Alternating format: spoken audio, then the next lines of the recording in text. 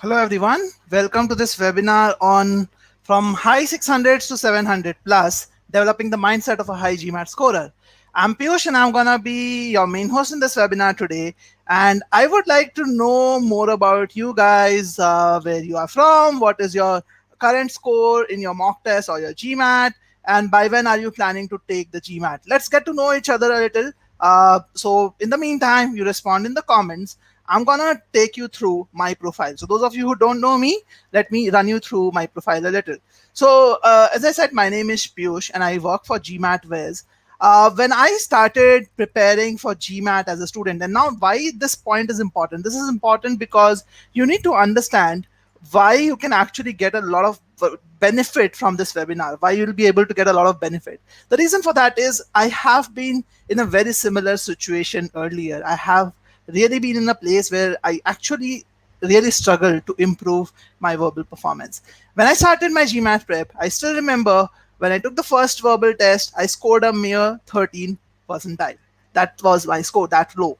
Okay. And not just that, the struggle did not end there. I struggled big time for with verbal. I studied a lot, but even then my scores were regularly fluctuating between the score range of 25 to 70% in different tests. And that's what was happening with me. So that is where I felt I actually was able to understand what could go wrong with a person.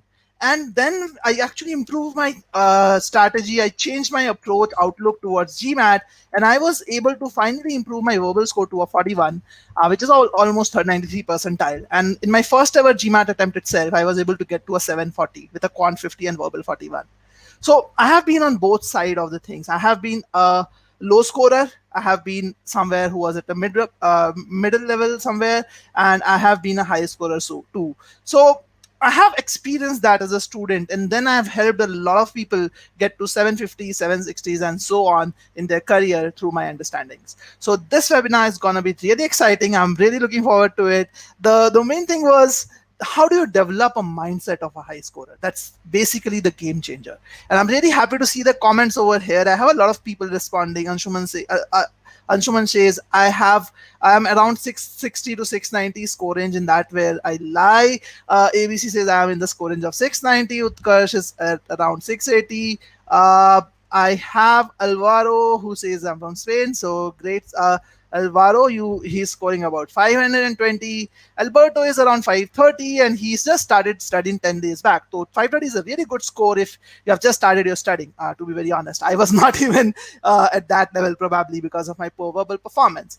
Okay, Julia is at 670 in Manhattan, official 630. So I see a lot of people around that score range, and I'm sure there are more people who are there in this webinar, probably not sharing their scores, but good to see so many people with the same bracket. Because when I saw the webinar heading that it talks about high 600s to 700, it doesn't necessarily mean that you have to be at the high 600s. Even if you are in the vicinity of that 600 score, in the low 600s, also this webinar is going to be really helpful for you, because I'm going to focus on helping you understand what could be possibly going wrong with your preparation. So what I'm going to talk about in this webinar, some of the common concerns, and again, the agenda is not going to limit it to this, but I'm going to talk about some of the common concerns that people around the score range have. And in fact, feel free to share any common problems, any pain points that you would like me to focus on. Okay, feel free to interact with me in this comments here. I'm more than happy to interact with you guys. Okay, so I'm going to talk about one very important aspect. I always get stuck with two close choices in the end. Now this is obviously more relevant for verbal, but I'm going to talk about why that happens and how you can actually overcome that once and for all. I'll also talk about one more problem that I actually hear from a lot of people, that I can solve questions accurately without a time limit. But the moment I see a time limit, I can't solve it in that 2 minute or 1.8 minute time frame which is allotted to you. Okay, so that's another common concern that people have. How do I manage my timing, especially on the hard questions? I'm gonna nail that today. Another common concern that I hear from students is, I score 80% plus during my practice test on OGs. But my score in mocks is not that great. Some people might as well be getting around 90%. And please feel free to say yay or nay if you agree with these things or not, if they're facing these problems yourself. I'm going to talk about that also.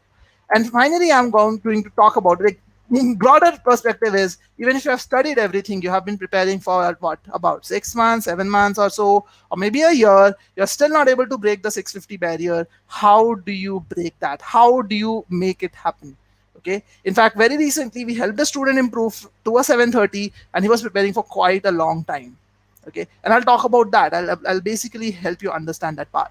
So let me take up some comments. Okay, so I see Anshuman, Vaibhav, Rishabh, good number of you agree. Pawan says, I'm facing this with verbal. Yeah, so in fact, when I was at your place, Pawan, probably two close choices was the biggest issue with me. Again, I'm not sure whether you talked about the two close choices only, but that was one of the biggest problem that I faced. Ravi says, I'm facing all of them. Okay, so Ravi, common problems, again, most of the people face it, and I'm going to talk about them. Pritika says, I have a habit of rushing through and then having so much unused time. How do I pace myself?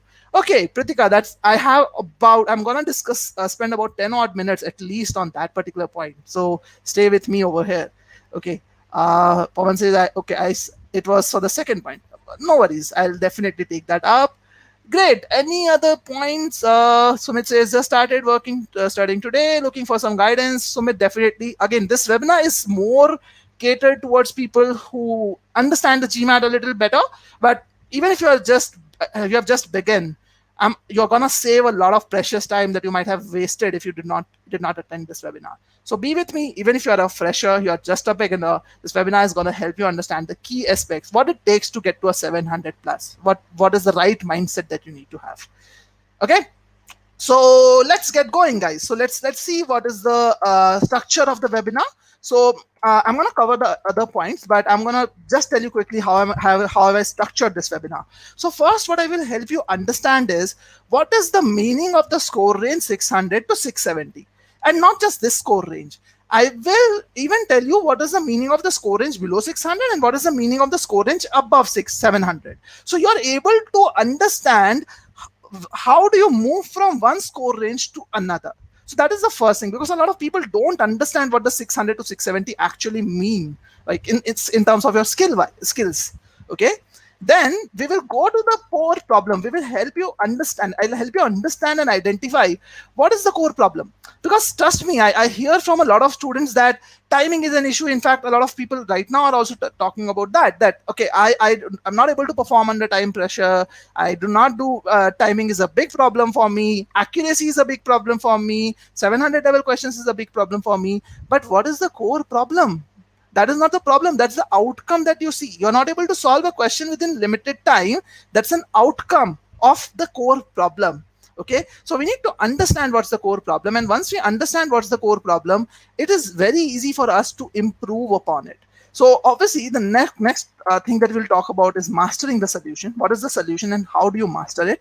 And finally, we'll consume all that information and talk about how to craft a study plan to score 700 plus. Okay, so we are gonna structure it this way, and in the end, I'll probably keep about 5 minutes or so for your questions and answers. So feel free to keep your questions in front of me. At the end of the webinar, I'll be happy to take it up. Okay, so Sakshi, don't worry. If you get affected by the long paragraphs, you get lost while reading, you're in the right place. I'm going to help you understand. That's one of the biggest reason. In fact, that's one of the core problems which I will be talking about today. Okay, so let's get started. Let's see what most people do. So a good number of you here are actually in the score range, which we talked about 600 to 670. What is your strategy right now? What are you doing to improve your score? Let me hear from you. What are you guys doing? Okay, and please feel free to write in the comments. And in the meantime, I'll go and talk about what are the most common things that I see people doing. You can either share your strategy in the comments or disagree with the points that I'm going to share. So what I see, and I talk to almost 4 to 5 students on a daily basis. Okay, on a daily basis, I talk to 4 to 5 students, and a good number of them are in the score range. And when I talk to them, the most common things that I hear from their strategy is this. First thing, I want to solve a lot of questions. I want to practice more questions because I feel I practice more and I get better. In fact, Felipe is writing the same. Practice, practice, practice. I want to practice a lot of questions. People tell me, tell me where should I practice questions from. I've exhausted OG, I've exhausted the advanced question bank, I've exhausted Manhattan, this book, that course, this one, and that one. Now, what do I do next? Practice. How do I practice more questions? That's something which I hear from students very often. Second thing, take mock tests. In fact, I guess Anshuman was also saying I should take one mock test every day. In fact, that's one of the most common things. Some people say I should take one mock test every day. Some people say I should take 1 or 2 mock tests every day, every week, or like 3, 4, whatever. People believe in taking mocks after mocks after mocks after mocks. Third thing that people do is most common again, working on concept building. These are 3 most common things that I hear from students that they do. Now, why am I talking about it? The reason why I'm talking about it is also important to understand what you should not be doing before we understand what you should be doing. Okay, so I will talk about this part first, that what is the problem with practicing questions, because that's one of the biggest point that I make students understand, that you have to shift your thought process away from just practicing questions. You don't need to cram a lot of questions. You need to improve on the questions that you have to do. Okay, so I'll talk about what is the problem with practicing questions. If you practice more questions, it's not just you don't improve, it is helpful, but the biggest problem with practicing questions is if you just practice question, it does not improve your score in the most effective way. And the reason for that is you continue to repeat the same mistakes again and again if you're just practicing questions. Okay, so obviously, Pawan, I'm very happy to say that you have written what do we do with the mocks matters, basically after the mocks matters. Definitely, that's one of the biggest things that is important. Okay, and I'm happy to see Julia's comment. She says, I'm going through the official advanced question bank. I'm going slowly, understanding the errors that I make. This is going well. I'm also taking mock tests at least 1 every 2 weeks. Good point, Julia. I'll actually help you understand how can you make it more structured as well. Okay, so some of you are doing the right thing. Some of you are doing, you're still learning what is the right process, but that's why you're here in the webinar. So let's talk about what should you be doing. And in order to do that, I'm going to talk about my most favorite part, which is how the GMAT algorithm actually works. Again, a lot of you might be knowing it, a lot of you might not be knowing it. So I'm going to take you through this very quickly, because this will set the foundation for our discussion forward. Unless you know how the algorithm really works, you're not going to be prepared to tackle the questions that are going to come on the GMAT. Okay, so that's something which is very important. So let's take a very simple example. So I'm going to show 2 students who take, let's say, the GMAT, and just the first 4 or 5 questions. I'll take example of these 5 questions, and let's see how they perform. So when you start the GMAT, mostly the first few questions that you get are of a medium difficulty level. So this student basically gets a medium difficulty level question. And how the adaptive algorithm works is, if you do well on a particular question, as in you get it right, the subsequent questions difficulty level will increase. Okay, so what will happen with this student is, since he got this question correct, the next question will be a medium hard question, which he incidentally gets correct again. Then the next question is a hard question, and he gets this one right as well. Obviously, the next question is either hard or very hard, but let's assume it is hard. He gets this question wrong, so the next question is of a medium hard difficulty level, and he gets that one wrong as well. Okay, so if you try and calculate the accuracy of this student, he has gotten 3 out of 5 questions correct. So his accuracy is 60%. And what about his score? Again, the score will depend on the weightages of the questions that he has gotten right. So he has gotten a 3-point, 4-point, and 5-point question correct. So his total score right now is 12 points, and accuracy is about 60%. Okay, so that's the score and accuracy of this particular student. Let's take another student. He also started with a medium difficulty question, because that's how GMAT treats you. In the initial phases, it won't really differentiate you from another student. It differentiates only basis how you perform. So he gets a medium question, but he gets this question incorrect. Okay, so the next question that he gets is of an easy medium level, which he again gets incorrect. The next question that he gets is an easy question, which he thankfully gets correct. So the next one becomes easy medium, which he gets correct, and so on. So he also makes 3 out of he also gets 3 out of 5 questions correct. And his accuracy is also 60%. But if you try to calculate his scores, you will find that his score is 1 plus 2 plus 3. He has gotten easy, medium, and medium question correct. So his score is a mere 6 points, and his accuracy is same as the first student. Okay. Now, why did I discuss this? I discussed this to bring about a very important factor. A lot of you actually focus on accuracy as a very important metric. But what you fail to understand is in adaptive tests like GMAT, accuracy is not the only thing matters. A lot of other things also play a role. And you can see it here, 6 points versus 12 points. Okay. Now, let me tell you, this is a very simplified screenshot, a very simplified process that I've shown you. GMAT doesn't reveal what is the score they assign to each difficulty level. GMAT does not reveal that, and GMAT does not adapt after every question. It adapts, the difficulty level adapts after a block of 3 or 4 questions. Okay, so that I just wanted to show you this to help you understand in a simplistic fashion how the algorithm, the adaptive algorithm functions. Okay, so what we are going to do now is we are going to take a actual GMAT scorecard. Okay, so this is my personal scorecard from the verbal section, and what the scorecard tells us is the accuracy in the 4 quarters of the verbal section. Okay, that's what this ESR scorecard actually tells me. Okay, so basically in verbal there are a total of 36 questions, but only 30 questions out of them are scored. Only 30 of them are scored, 6 are experimental questions. So in the scorecard, you only see the detail for the basically scored questions. Okay, so what it shows us is I got 25% questions incorrect in the first quarter. So I made 2 mistakes in the first quarter. I made 2 mistakes in the second quarter. I made none of the mistakes, no mistakes in the third quarter, and 3 mistakes in the last quarter. So my total number of mistakes was 7. Okay, that was the total number of mistakes I made out of the 36 questions, 30 questions which was scored. Okay, now let's see. Let's take another ESR with us. So this is just a snapshot that I wanted to share with you. Now I'm going to share the same snapshot with 2 more snapshots. Okay, so this is another ESR report in front of you. I want you to have a good look at it. This is the ESR snapshot of another student who actually took this basically like the verbal section of the other student. And what I want you to do is I want you to see and estimate the verbal score that this student has gotten. And if you look at the number of mistakes made by this student is 8, just 1 more than I made.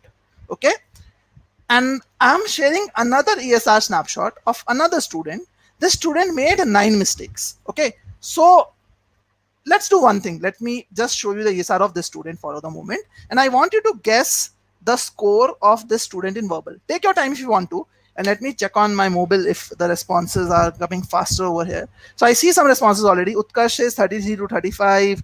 Ejiki says 34 to 36. Abhidev says probably 38. Akhil says 28. Okay, Akhil. So I scored a 41. You mean to say that this student might have scored a 28 just with 8 mistakes?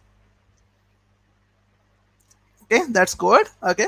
Pawan says 9 mistakes is verbal 31. Let's stick to the 8 mistakes one first. Okay, 34, 38, 36. Do they still have experimental questions is what Ezeki asks. Yes, they have experimental questions even today. 6 of them in verbal and 3 of them in quant. Okay, Arnab says 29 to 40, 31. Akhil, 28 was for second one. Okay, Akhil, so you meant for the nine mistakes, that was 38. Okay, so great responses. I'm so happy to see most of you are saying it should be around that 34 to 38 mark. Okay, let's take the other snapshot. Let's take the snapshot. What do you think about this student? 9 mistakes he made in the verbal section. What do you think is the score of this student who made 9 mistakes? And guys, this is going to be really interesting. This is something which I actually learned as a student. It was an eye-opener for me, and it will be an eye-opener for you as well. Okay, Harsh says 22, Mayank says 35, a lot of you are saying 27 to 29, Vishal says 30 to 33. Okay, the moment I say this is going to be an eye-opener, a lot of you are guessing low. Okay, no worries. So let's see the actual results. So I'm going to remove the question mark slowly. Okay, the first student on the left-hand side actually scored a verbal 30. Just a verbal 30. And I'm not kidding. This is the actual snapshot of ESR of a student. One more mistake, you see the difference between your verbal scores, 41 versus 30. Okay, that's 58 percentile versus 93 percentile. That could be the difference between a 650 and a 720. This could be a difference between an admit or a no admit, admit with a scholarship, without an admit, or or admit without a scholarship. It could be a difference between tens of thousands of dollars for you. Just one extra mistake. Now, what about the second one? Utkarsh says it is verbal 24. Utkarsh will be shocked to see this is just verbal 21. 9 mistakes, my friend. Verbal 21. So what does it tell us? And I'll just collate this data for you in over this place. And let's see the verbal scores very quickly. This is 41. This is about 30. And this is 21. What does it tell you? Okay. What does it tell you, guys? What do you think? What does it tell you? And tell me how many of you are thinking GMAT is really harsh in the way it is testing you or scoring you or judging. Vishal says it is unbelievable. It was for me too when I used to see this for the first time as a student, but it actually helped me understand a lot when I deep dived into what could be the possible reasons behind it. Okay, Alvaro says why? Come to the point. Let's talk about why that happened. Okay, Akhil says accuracy doesn't matter. So Akhil, I won't say accuracy doesn't matter, but accuracy is not the only factor. It's not the only metric or the right metric to look at. You have to take into account other metrics. Okay, Pratika has got it right. Every mistake costs you, definitely. A lot of you are shocked. A lot of you don't believe it. These are actual snapshots from ESRs. I have not manufactured them. They exist, and there are many more ESRs that are there. A lot of you are saying GMAT is harsh, but let me tell you, GMAT is a very, very standardized test. It actually is the most standardized test that exists. And when we look at the difficulty level analysis of the two students, you will understand why this happened. Okay, so the student on the left, which I showed, the verbal 30 guy who got 8 questions incorrect and scored a verbal 30, he made 4 mistakes in the first quarter. My guess is, and I wouldn't use the word term guess, in fact, I can be very sure about this, that this student got at least 3 out of the 4 questions, first 4 questions or 5 questions incorrect. He made mistakes in the very initial questions, and you saw a little while earlier on a simplistic example what happens if you make a lot of mistakes in the first few questions itself. Your difficulty level drops down significantly, and then you have to make a lot of upward movement to actually get back to the difficulty level again. And then there is a lot of upward movement required to get to a higher difficulty level. And that's how it is working. So the main difference between the two students is the first student got 4 questions incorrect in the first quarter. And not just that, that's again the outcome that happened. But the basic reason behind that is if you look at the difficulty level of the questions that the two students are getting right or wrong. Look at the difficulty level of the questions that the first student on the left-hand side has gotten correct in the second quarter. This is the difficulty level of the questions that he has gotten correct. And you can see when the algorithm served him harder question, if you see the red dot on the top, when the algorithm served him harder question, he was not able to get that right. He made a mistake over there. Now let's come to the second student, the student on the right, which is buying ESR, by the way. In the second quarter, the difficulty level of the questions that I got right was significantly higher. In fact, the ones that I got wrong were easy. I feel ashamed of that I have actually gotten 2 simple questions incorrect. But since I was showing the capability of getting difficult questions correct, the GMAT believed that I have the capability of getting hard questions right. And that's when it started shooting a lot of hard questions to me. And if you compare the accuracy of the difficulty level of the questions that these two people got right in the second quarter, this is the difference that exists. So it doesn't really matter what is my accuracy unless I have the right set of questions in front of me to answer.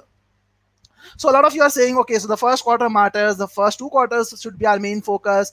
I would say I won't go to that extent. What I would say is the first quarter is more important than the second, which is more important than the third, and which is more important than the fourth quarter, because that's how the adaptive algorithm works.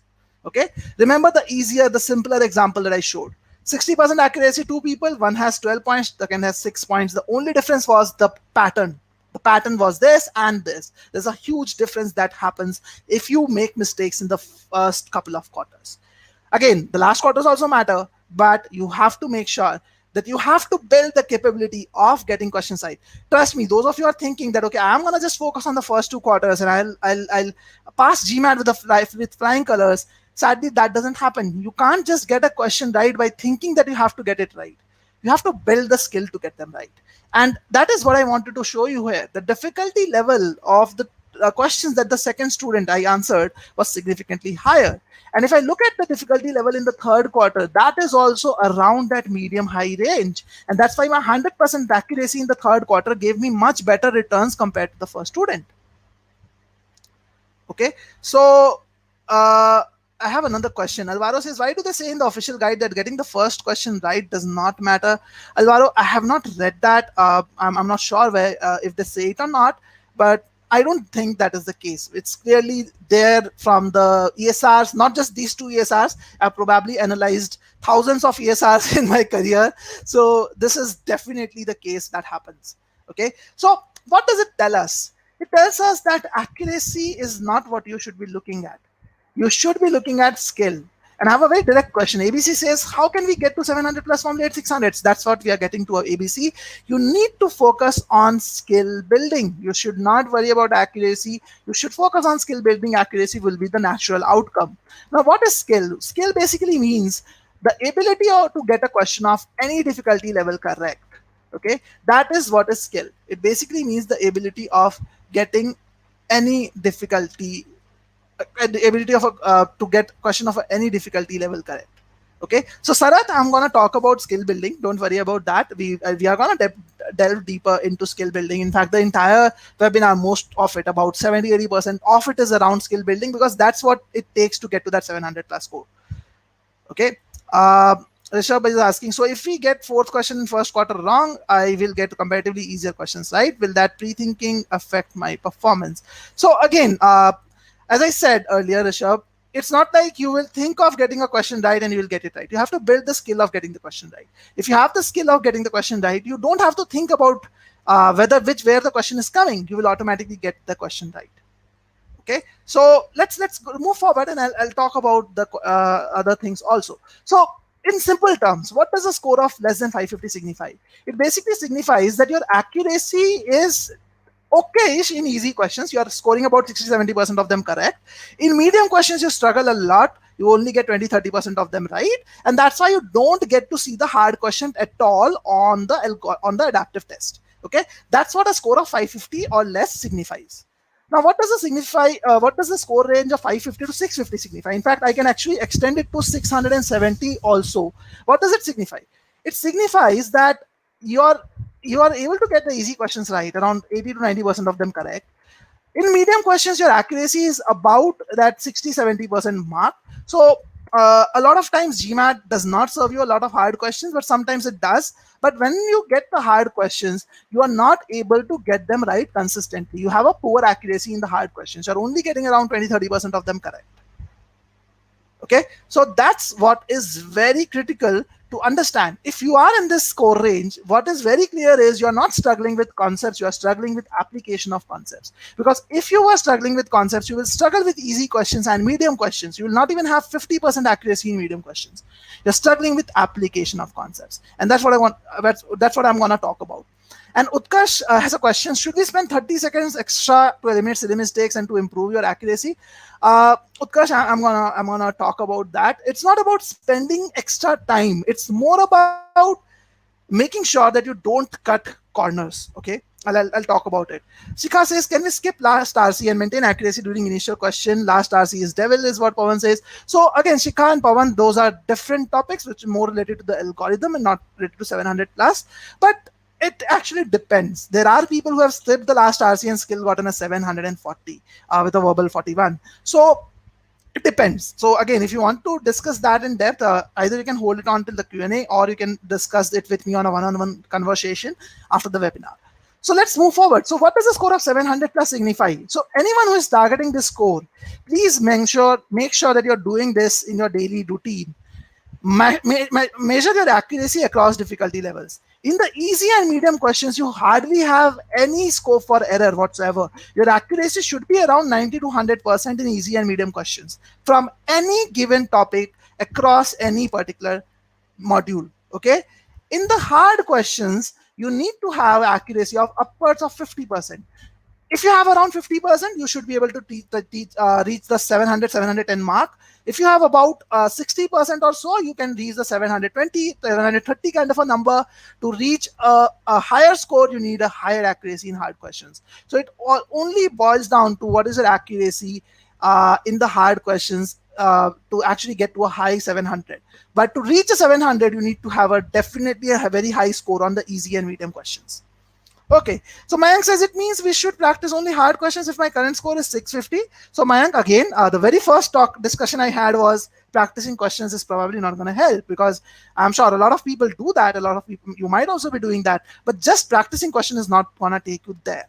You need to understand what's stopping you from reaching there, and I'm going to talk about that. So what should be your approach to get to a 700 plus score?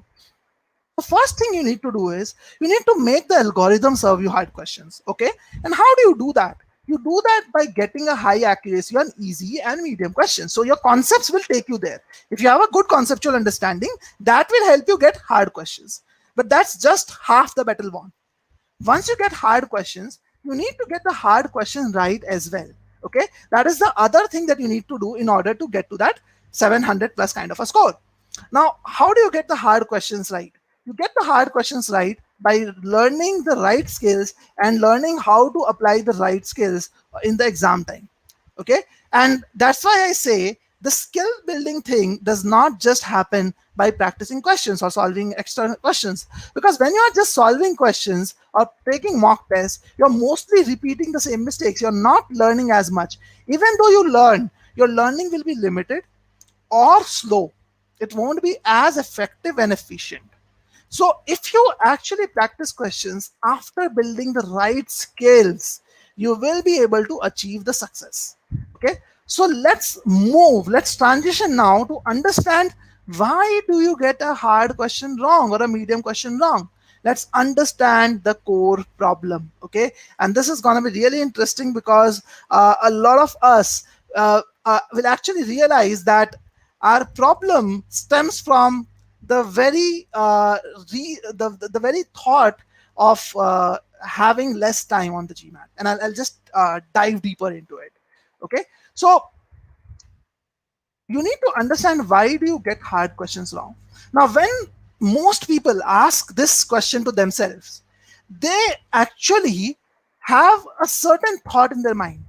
They feel that I can solve the hard questions if there is a unlimited amount of time given to me, or let's say there is 2x or 1.5x time given to me, I can solve the hard questions.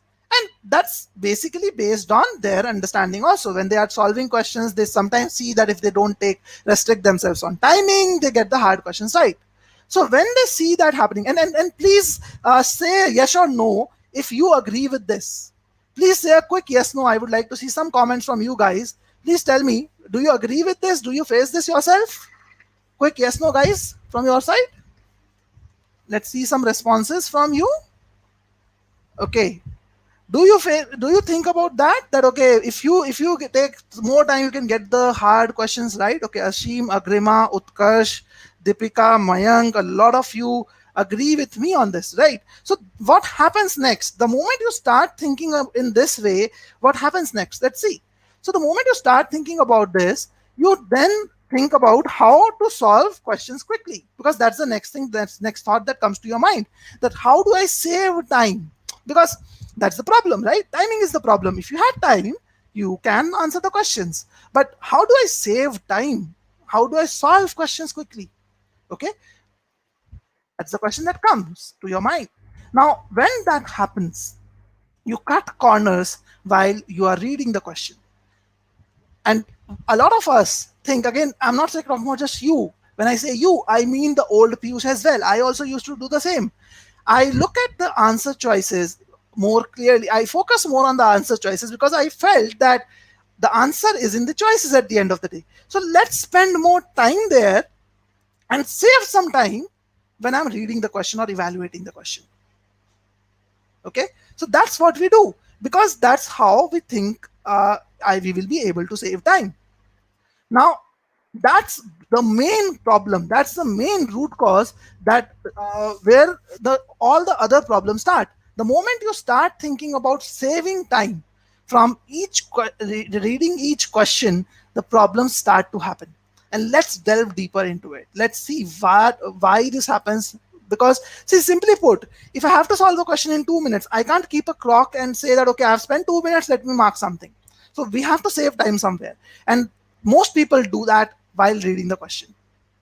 Okay. Utkarsh says, yes, that's me and most of us here. Yes, I have been there, so I can relate. That's why I said you're probably in the right place, because I have been there. I've struggled.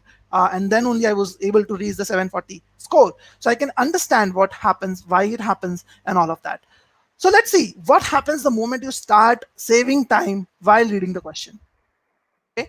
What is the problem? So when you read the question stem quickly, when you're doing that, you actually sacrifice on the understanding of what's read, okay, or what's stated. You have a rough understanding. You don't have a very clear understanding. You have a rough understanding of what's stated.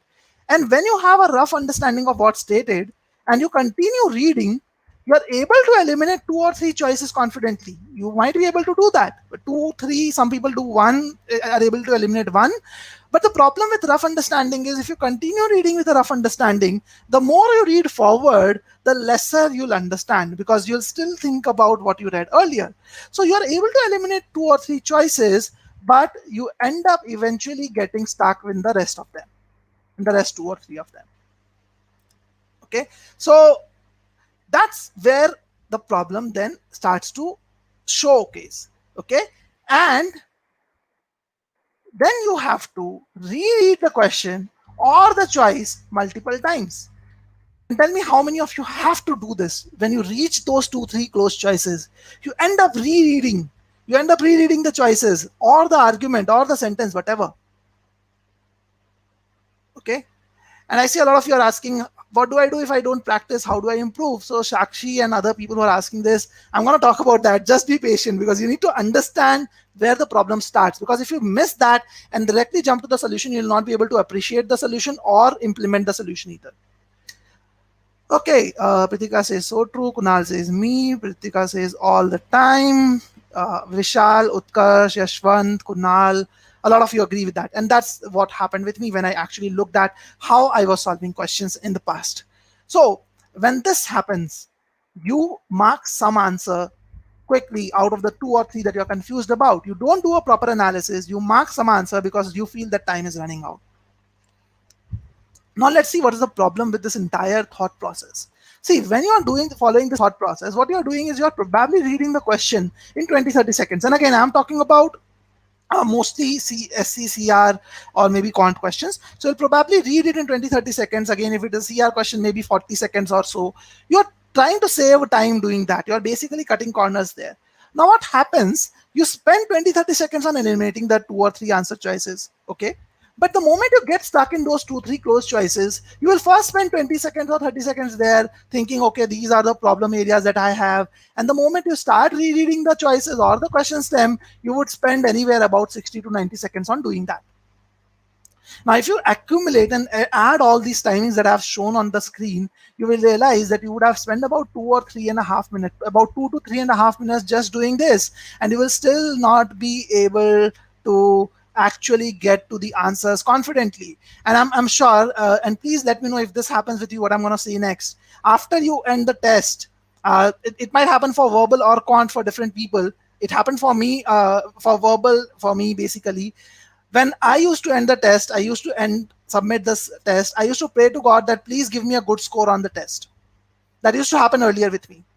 How many of you face that today? How many of you face that today? And please be honest with me, because I know that happens a lot of times, and the core reason why that happens is you're not confident of what you are marking and why you are marking those answers. Okay, and that's something which happened with me. And the core reason was, if you look at the core problem is not reading the question stem properly. It's basically about reading the question stem quickly. If I do that, I will spend time, I will not be saving time, and I will still not be confident about the answers that I'm marking. But understand why this is happening. Why are you not able to get to the answer even after spending that much time? The core reason of reading the question stem quickly is basically twofold. One is you don't know how to approach the question. You don't have any method whatsoever. You just read the question and you follow through the question option choices and try to solve them. Okay, or you're focusing for on the shortcuts, a shortcut driven approach. Okay, so what I'm sharing here is actually true, Sunny, for either quant or verbal, depending on where you are. It was true for me for verbal because I was strong in quant. It might be true for some people for quant also. Okay, so basically that one reason could be a wrong approach. The second reason is you are worried about timing. You think that you have to save time. You save time at the wrong place, and then you end up consuming extra time, wasting your time on rereading, and that's where you spend up extra time as well as you don't get a high accuracy. Okay. Mayank says, once I got a 730 and I was like, God, that's not right. Okay, Mayank. I have also scored sometimes in the past when I used to struggle. I've scored a 90% sometimes in verbal. And those days I felt, okay, probably I've improved, but on the very next test, my scores reduced. Okay. So mostly these are two core problems why many people are not able to get the hard questions right. Now, I talked about the problem. Let's see an example of this. Okay, I've just talked about a flowchart hypothetically that this happens, but let's relate to the approach that people follow, and let's understand how this actually happens in reality. So let's understand how a lot of people uh, approach RC today. Okay, so I am talking about some of the popular approaches which are there, and feel free to write in the chat which of these approaches that you follow. So one of the approach that a lot of people follow is they read the first and last line of every paragraph, and then they jump to the questions. They believe that they have to save time. Again, I'm still working on the predicament that okay, people save time. They try to save time initially on reading the question so that they can spend more time on the answer choices because they get stuck with those answer choices. So one approach that a lot of people follow is read the first and the last line so that you don't read the entire paragraph. You just read first and last line, understand what is there in each para, and then jump to the questions. Come back to the relevant paragraph when you have understood where the question is, which para is the question related to. That's one approach that people follow. In fact, when I say people, I have also followed that earlier. Another approach that people follow is, and this is by the way the most common approach which I come across, read the passage quickly in 2 minutes, skim through the passage, see what is written there. Okay, take a mental note of what lies where, treat it like a map, understand what lies where. Okay, so refer to the passage for every question. Just make sure that you're referring to the passage for every question after you have understood what lies where.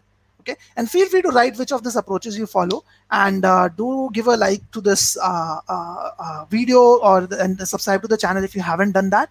And let's see which of the approaches that you follow today. Okay, and approach 3 is read the question first so that you know what you are looking for. Okay, Arnab, I really agree with you. Arnab says this is a very wrong approach. Actually, all questions are inference based. True, Arnab. It took me a lot of time to realize that. I spent almost what would I say, about 3 or 4 months doing approach 2. That was the longest I stayed with a particular approach, because other things were not really happening, helping me at all. Okay, Yashwan says approach 2, 3. Cordeli says 2. Felipe says 2. So most of you are saying 2, I believe. So again, as I have said, none of these approaches work on GMAT. All of them are flawed because of the simple reason that GMAT tests your inference skills. Not all, basically 85% questions on GMAT RC are inference-based questions. And if you're doing any of these, you're trying to cut corners, you're saving time on reading the question. You don't understand, you're not able to draw the right inferences, and that's when you will not be able to get the question correct. Okay, so this is the wrong approach. Now, what is the right approach in that case? What is the right approach for RC? I'm going to talk about the approach for RC in very short, because this webinar is not about RC, but I'll just quickly run you through this approach. So the right approach is you have to involve yourself while reading and evolve your reading as you read. Okay, so take your time to go through it, but it doesn't matter how much time you're spending. What matters is what you're doing when you are actually spending that time. So what you need to do is you need to think like the author. You have to place yourself in the shoes of the author. disassociate yourself from your predicaments or your biases. Think like the author. Try to relate, try to understand why the author has written what he has written. Because every single passage on GMAT RC is there for a reason. There is a purpose behind what has the author written. Understand the purpose. And how do you do that? You first need to break individual sentences into small chunks, okay, so that you have a clear understanding of the meaning of each sentence. And you need to, for every subsequent sentence, you need to keep relating back the information. You need to understand the purpose behind each and every sentence that is there. You need to understand the reason why the author has written that. Okay, that's very, very critical. You have to ask the right set of questions after every sentence. And you can use the transition words and conjunctions to make your life easy. It will help you to relate back the meaning. And when you do that, you'll be able to come up with summaries of each paragraph. And that's basically the key to mastering reading comprehension. Okay. Now, I'm sure some of you might be thinking, okay, if I'm going to do all this, isn't it going to take a lot of time on the GMAT? Even if I do get the questions right, what is the benefit that I'm going to get out of it? Okay, and that's where a lot of people don't follow the right approach, because they get in the time-saving irony. And again, this is very similar to what I actually talked about a little while earlier, but I'm just going to show you with the example of reading comprehension. Okay, so most students, what they do is they read quickly in first read, say spend 2-3 minutes doing that. They have a rough idea of what's happening, and then they reread when they move to choices or the questions. So there's end up spending 1.5 minutes per question. Now, if you take that total time per passage, considering that there are going to be about 4 questions in a passage, you will see that time per passage is about 8 to 9 minutes. Now, even though the time per passage is about 8 to 9 minutes, if you look at the accuracy, your accuracy will still be low because you have not done the inferences properly. Okay, and that's where you'll struggle to answer the inference based questions. Now, the good thing about the approach that I talked about, and that's what helps people get to a 720 plus kind of a score, is even if you spend time on reading the passage properly the first time, even if you spend 4 to 5 minutes, Arnav was saying that this is brainstorming for me, I do that all the time, it's really good. Even if you're spending that 4 to 5 minutes, you have a very clear understanding of what's written in the passage. And when you have a clear understanding of what's written in the passage, you are able to eliminate choices very confidently, and then you are able to solve every question, almost on an average, every question in 40 odd seconds. So you're basically saving your time later by doing that initial investment. Okay, so treat it like a sound business investment that you're doing in the initial phases with a return that you're going to get out of it. So if you look at the total time spent per passage, it's going to be very similar to the skimming approach or any of the approaches that we talked about earlier. But the biggest difference between the two things is you will have a much higher accuracy if you follow the second approach.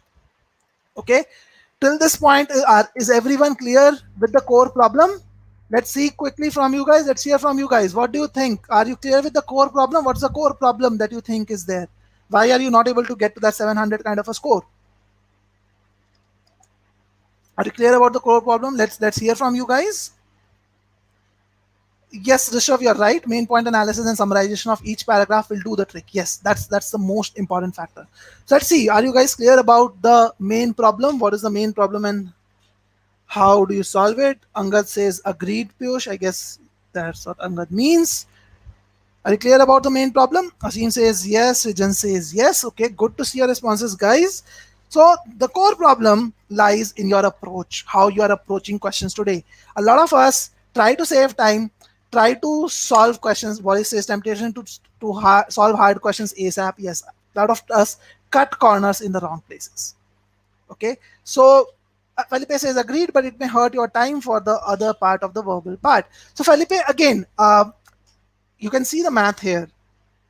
Time is actually the same that you take. You get a better accuracy. The only thing, Felipe, is that when you start following this approach, you won't right away come down to this much time. You won't right away come down to 2 minutes per question. Okay? Initially, you might take more time because you're learning a new skill. And that's true for any new skill that you learn, whether it is driving a car or riding a bicycle or playing tennis or whatever. Initially, you take time to learn that. When you're learning, your conscious mind is doing all of that, and your subconscious mind is basically training in the background. And once your subconscious mind takes over, it will automatically help you to save time. Okay, that is very, very important.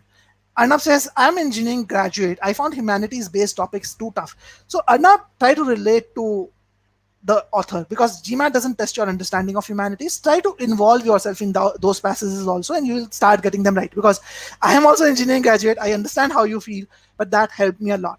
Another book that you guys can actually refer to, those who actually struggle with humanities can refer to this book. Again, this is a very tough book to read, but the purpose of giving you this, sharing this book with you, this is more of a novel on philosophy, is to get used to, help you get used to the thought process of philosophers and to the typical construction of sentences that you see on GMAT. Okay, so you can feel free to go through this book. It helped me a little in getting used to the philosophy. Having said that, I don't mean that you need to know philosophy to answer the questions, okay, or humanities. Just make sure that you understand it really, really well. Okay, so let's read further. So let's see what is the solutions. We talked about the problem, but what is the solution? What should you do uh, to improve on this, and what is the importance of that? So I have talked a little about the problem, the methodology for RC, but let's look at the other areas also. So first thing that you need to do is you need to learn the right methods. And what are the right methods? Meaning based approach for SC, rethinking for CR, involved and evolved reading for RC, DS for drawing inferences, and drawing inferences for DS, and three-step process for PS. These are the right methods that one should follow to solve each question type. Okay, now again, I don't have enough time to get into the details of each of them, but I'm going to tell you something which is very critical. And I'm sure some of you might be thinking this as of now. Some of you might be thinking that I follow all these methods that you talked about, Piyush, but why am I still struggling? I do all of what you're saying. I focus on meaning-based approach in SC. I do rethinking in CR. I do involved and evolved reading in RC, and I do draw the inferences for DS. But I still struggle. Why is that happening? Okay, and this is something which I come across and I hear from a lot of people who are struggling to get to that 700 score. What they fail to realize is there is a difference between knowing what is the right method and actually being able to apply that. There's a huge difference between the two activities. And that's what I'm going to help you understand. See, if you're not able to improve your score even after knowing the approach, then obviously there are some gaps in your understanding of how to apply the approach. Okay, and I want you to understand this, so I'm going to take up a sentence correction question, and I'm going to take an official question from sentence correction, official guide basically, and I'm going to ask you to solve that question for me. And do not write your analysis or the answers in the comments at all. Please hold on to it. I will let you know when to put your answers in the uh, comments. Then only put the answer in the comments. And I want you to solve it the way you solve. Okay? And after that, I'll tell you how I will solve it myself. So you'll be able to see what is the difference. Okay? So let's see the question, and please don't share your answers in the comments unless I ask you to do that. So take your time to solve this question. I'm giving you some time to solve this, and I'm gonna be muted till that time. So feel free to go through this, and don't write your answers in the chats unless I ask you to. All the best.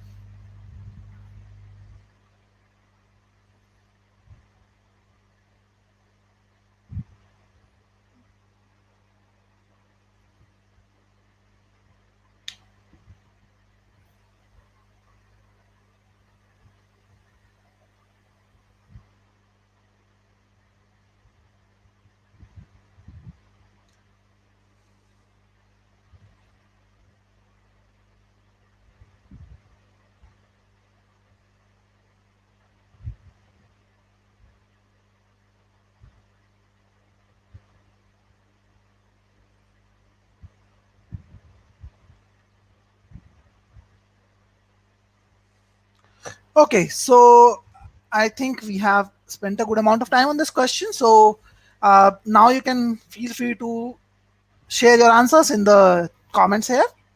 Let's see what do you think is the right answer to this question. And I'm going to start the analysis in about 30 odd seconds.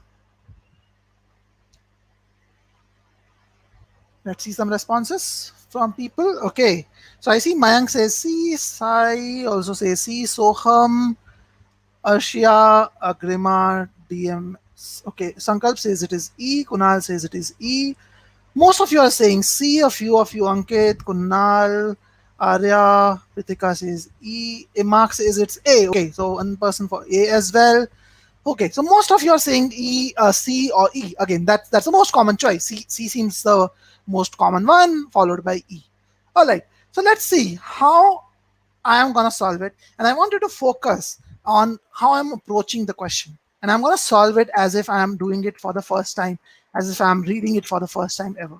Okay, so let's see what is the right approach, right meaning based approach. Let's read the sentence.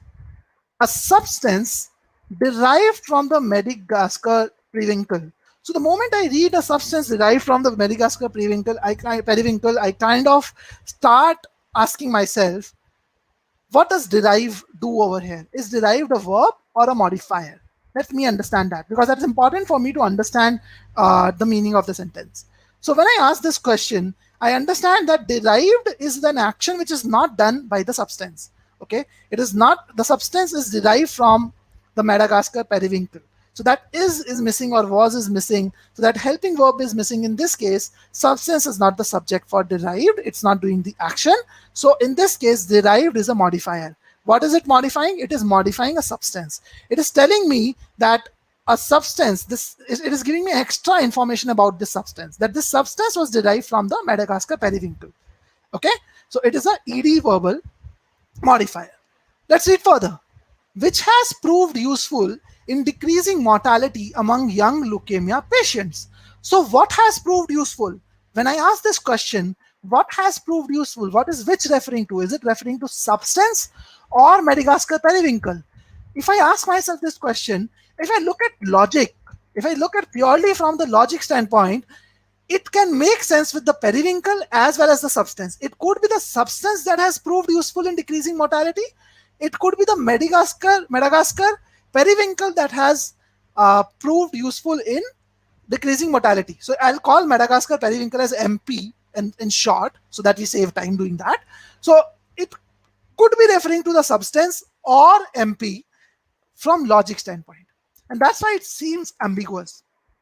However, if I look at the grammatical standpoint, since which is close to Madagascar MP basically, it should be referring to that, grammatically speaking. But since logically it can make sense with both of them, the impact is ambiguous. The sentence is not that clear in that regard.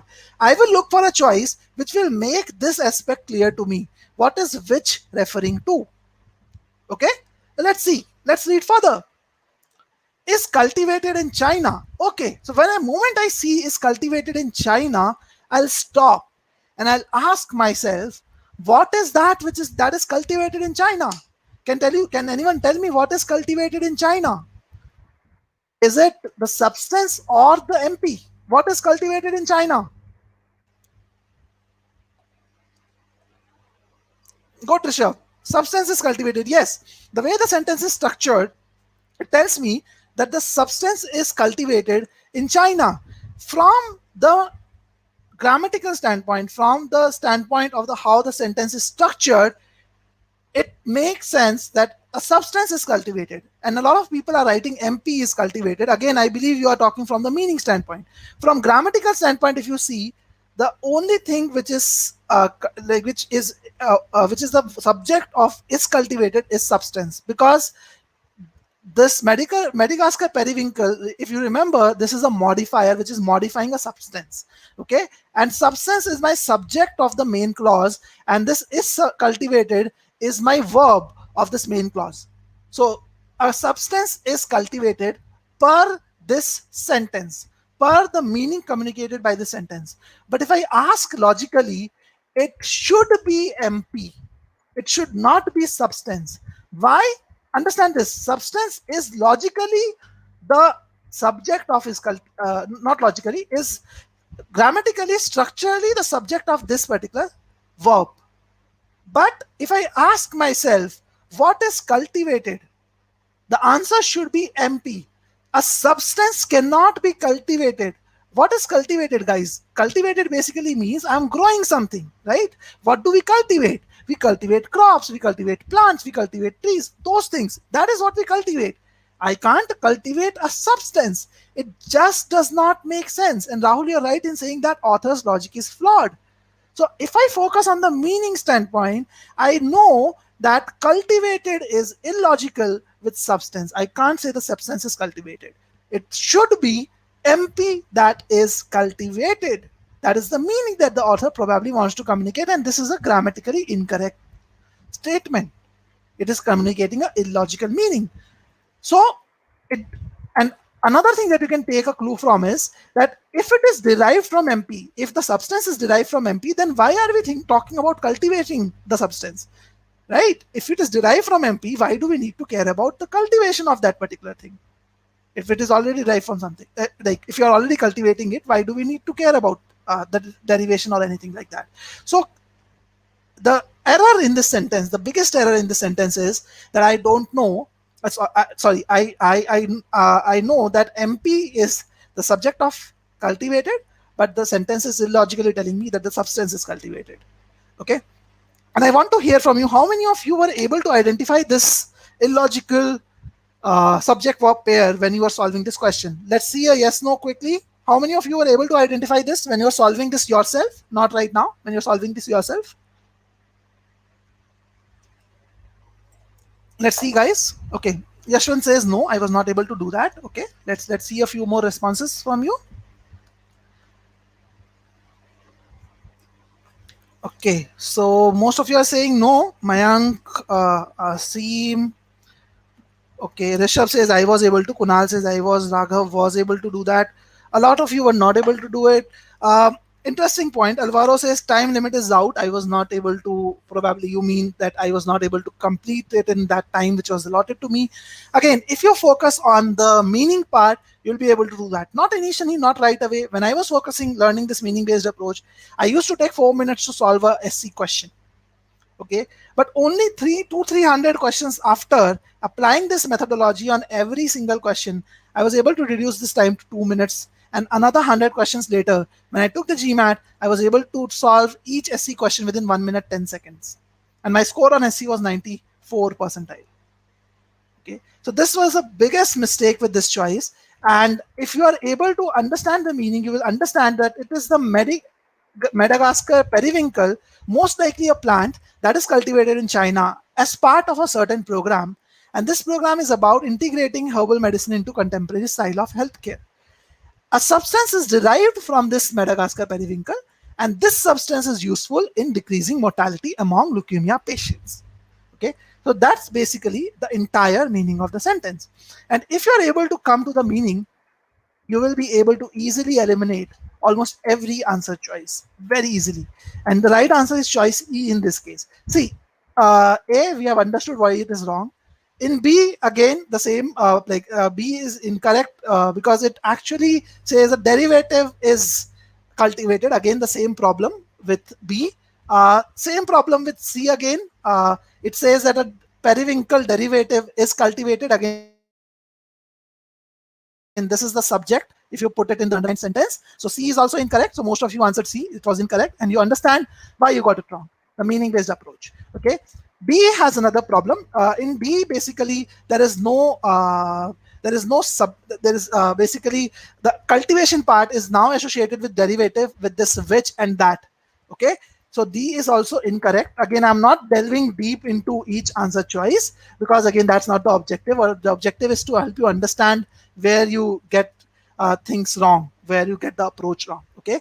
E is the correct answer because it communicates that the Madagascar periwinkle, a derivative of which has proved useful. So it talks about the derivative being useful. It removes that ambiguity which is there. And then it also says that this Madagascar periwinkle is cultivated in China. So it takes care of all the errors that are there in the answer choice. Okay. So Christina has a question. Does this principle work for all SE questions? Yes, Christina, it works for every single SE question.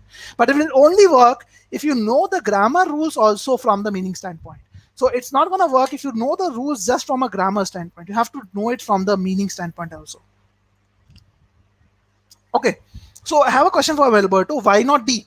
I'll talk about it, Alberto. In fact, if I share the analysis of the result of this question on the GMAT club, you can see most of the people got it wrong. In fact, the choice D on the question which was posted on GMAT Club was wrong, incorrectly posted, and that's why only 1% people marked this as the correct answer. Someone who posted that actually did not post this part altogether. But I'm sure if they posted the entire choice D, there will be a lot of people who will mark D as well, and very few people will actually mark E. Difficulty level of this question, Asim, would be about 700, I would say, definitely, and that's where most of you struggle, mostly with 700 level questions. Okay, so you have to Pritika has an interesting question. She says, I simply chose E because it sounded right. When I said it out loud, I went with the gut. Should I avoid such an approach? Pritika, ideally you should, because what seems right to your ear may not be always right. So if you are really good in SE, you are a very avid reader and you are used to reading the right style of English, you might still be able to scrape through with that approach. But for most of non-natives, that's not the case. A lot of us use colloquial language, which might sound right to us. So I would say stick to the logic. That will always work. Okay. So Alberto, I'm quickly telling you the problem with choice D. Again, that was not the scope of this discussion, but I'm just quickly telling you that. If you focus on this choice D, this which has proved is a modifier that modifies has a derivative. Okay.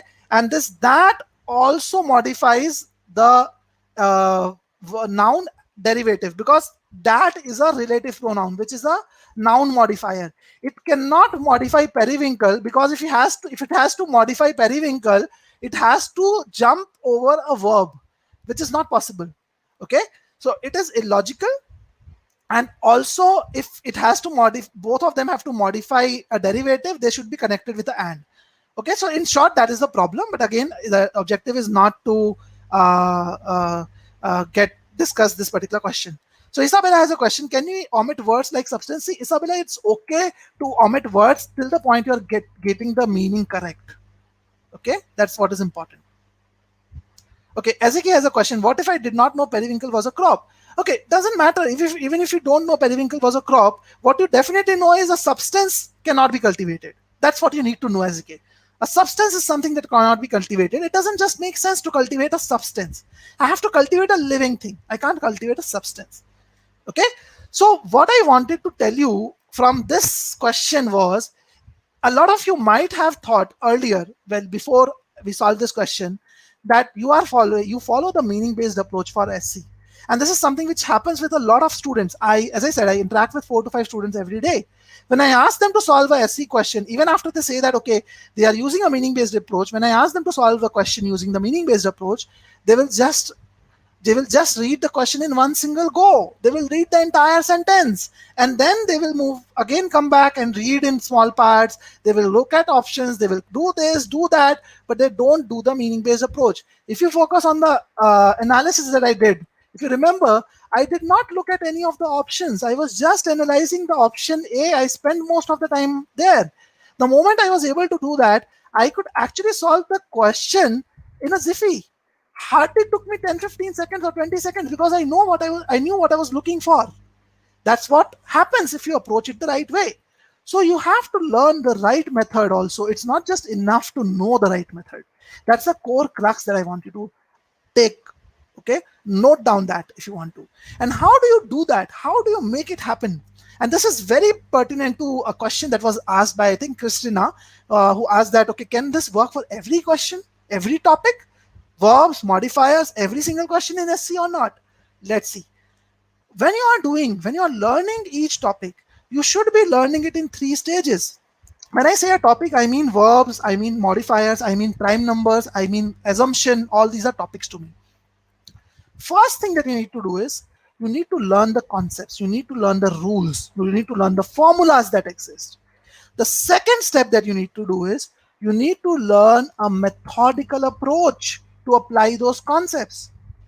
Okay, So it is very important that you learn a methodical approach right after you learn the concepts, and then only you go to stage 3 where you practice questions on the topic. And believe me guys, I'm talking about a methodical approach. I'm not talking about a shortcut based approach. Okay, so Shreya, we are over that particular question. If you have a doubt, please write to me at support@gmatwiz.com regards to that question. Tell me which two clauses you're talking about, and I'll help you understand. There was no problem with the choice C, but again, I'll stick to this for the moment. You can please get in touch with me later. So, after you have learned the methodical approach, you should then practice questions on that particular topic. If you follow this 3-step approach for each topic, you'll definitely get to a 700 plus, and that's what helped me to get to that 700 plus 740 mark, because I always mastered the right methodology when I was working on each topic. Okay, and Mayank is asking what is a methodical approach. So Mayank, a methodical approach is nothing but the meaning based approach, the pre-thinking, the involved and evolved reading, those approaches that I was talking about. Okay, so that is the methodical approach. Sorry guys, but most people don't do this. Most people, what they do is they will learn the concepts and then they will directly jump to practicing questions on that particular topic. And when they do that, they will end up repeating the same mistakes again and again. They start thinking that they just made a silly mistake, that's why they got the question wrong. But what they forget to understand is they did not follow the right method, and that's why they will end up making some mistake or the other. They will start blaming silly mistakes, but the core problem is the approach is not fixed. You need to approach the question methodically, and if you do this, you will get stuck in the range of 600 to 650 always. So what is the solution? How can you master the approach? I've talked about the approach, but how do you master the approach? And this part is going to be very important, guys. I'm now slowly shifting towards how do you build the approach, how do you build the strategy for 700 plus. Okay, Vanessa has a question. Are there already videos on the methodical approaches you mentioned? Vanessa, I'm going to cover that. I'm basically going to move towards it right now. Okay, so first thing that you need to do is to master the methodical approaches, you need to refer to the solutions following a consistent logical method. So you need to have a solution base with you which shows you the solution in a consistent and logical method. The methods that I talked about, the solution should be using the same methodology to explain it, and it should be consistent. Consistent in the sense, if you're solving a SC question, every question that you solve should have the solution using the meaning-based approach. You need to refer to each and every solution. This is the most important part. And when you are doing that, you need to verify that irrespective of whether you get the question right or wrong. Please make it a point, guys, because I've seen students not doing that. They will only refer to the solutions for the questions that they get wrong, and they only look at the options that they got wrong, they marked, and the right answer. They do not really worry about the other options, and in the right questions they don't look at the solutions at all. Please make sure you are verifying each question by reading the solution. And what do you do when you read the solution?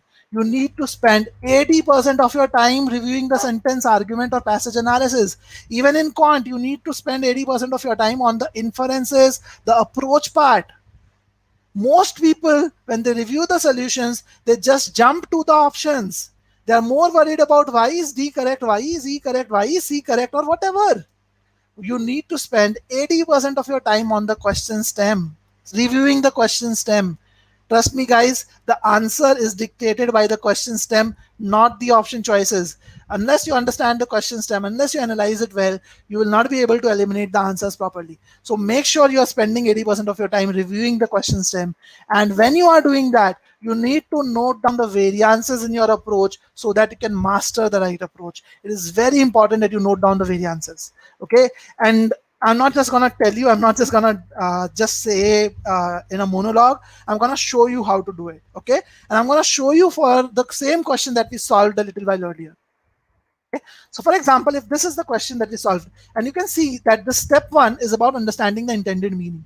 So your solution should be breaking it in a similar way as it is shown.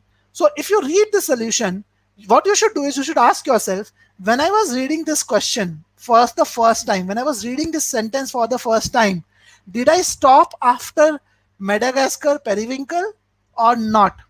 If you did not stop, because why I'm asking you to stop, because you can see there is a break which is given here, right? So you have to stop and analyze this, okay? Because in meaning based approach, you have to stop at relevant points and analyze that. So you need to ask yourself, did you stop at the Madagascar periwinkle when you were reading it for the first time? If you did not stop, you will write that down as a problem. You need to write that down, that you need to go through the pause points again. You need to understand the pause points better. Okay. And this is a solution that I'm showing from GMATWhiz course. We actually teach you the pause points, and then we actually use the pause points throughout our every single solution. Okay. So this is the detail that you will get in the GMATWhiz course. So first thing that you need to ask is, did you stop at this particular pause point or not? If not, mark that as an error. Second thing that you will do is, you will read the explanation of this part. Did you think about derived as a verb, or did you think about derived as a modifier? Did you ask yourself this question and made it clear? Okay. And trust me, guys, initially you need to do all this. Initially only you need to do all this, because later on, once you have done this for a significant number of questions, this will automatically happen when you're solving the question. This won't even take you 5 seconds to think about it. Okay, it will automatically come to you that derived is a modifier, not a verb. But it will only come when you have asked that question multiple times to yourself.